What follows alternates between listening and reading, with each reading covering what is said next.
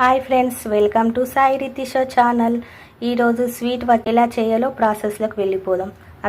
అంతకన్నా ముందు సబ్స్క్రైబ్ చేసుకోండి సాయి రితిషో ఛానల్ని. ముందుగా 4 పీసెస్ బ్రెడ్ తీసుకున్నా. నేను సైడ్స్ని కట్ చేయాలి. ఇలా సైడ్స్ని కట్ చేసిన తర్వాత పీసెస్లా కట్ చేసుకోవాలి. ఇప్పుడు ఇలా పీసెస్లా కట్ చేసుకోవాలి. ఇలా ప్యాన్ పెట్టుకొని ఆయిల్ వేసుకోవాలి.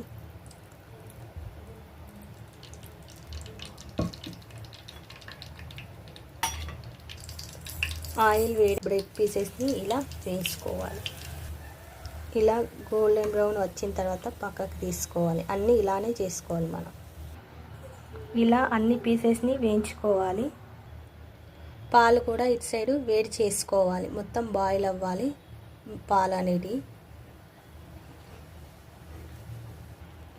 ఇలా పాలు అనేటివి పొంగుతుండగానే మనం షుగర్ అనేది యాడ్ చేసుకోవాలి. మనకు స్వీట్కి తగ్గట్లుగా షుగర్ యాడ్ చేసుకోవాలి. మరో పక్కన కస్టర్డ్ పౌడర్ తీసుకొని పాలన్న వాటర్ అన్న వేసుకొని బాగా మిక్స్ చేసుకోవాలి. ఉండలు లేకుండా బాగా కలుపుకోవాలి. ఇందాక కస్టర్డ్ పౌడర్ కలిపి పెట్టుకున్నాం కదా, ఇందులో వేసుకోవాలి. పాలల్లో బాగా మిక్స్ చేయాలి. ఉండలు లేకుండా బాగా చిక్కపడేలాగా మిక్స్ చేయాలి. చూసారు కదండి, ఇలా బాగా చిక్కపడాలి. చిక్కపడిన తర్వాత మనం స్టవ్ ఆఫ్ చేసుకొని ఇది బాగా చల్లారాలి. గోరువెచ్చగా అయినా సరిపోతుంది. ఇందులోనే మనము కొద్దిగా డ్రై ఫ్రూట్స్ అనేది యాడ్ చేసుకోవాలి. ఇది చల్లబడిన దాకా మనం పక్కన పెట్టుకోవాలి. ఇంతేనండి. గోరువెచ్చగా అయిన తర్వాత మనం ఒక బౌల్ తీసుకొని అందులో మనం ఇందాక బ్రెడ్ పీసెస్ని వేయించుకున్నాం కదా, అవి పీసెస్ని ఇలా పెట్టాలి.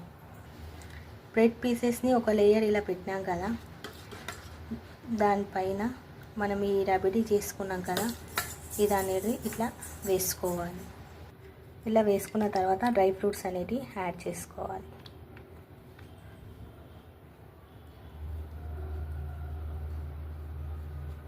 ఇంతేనండి. మళ్ళీ 1 లేయర్ మళ్ళీ లేయర్ పెట్టాలి. మళ్ళీ సెకండ్ లేయర్ పెట్టేసి మళ్ళీ మనం ఇది వేసుకోవాలి.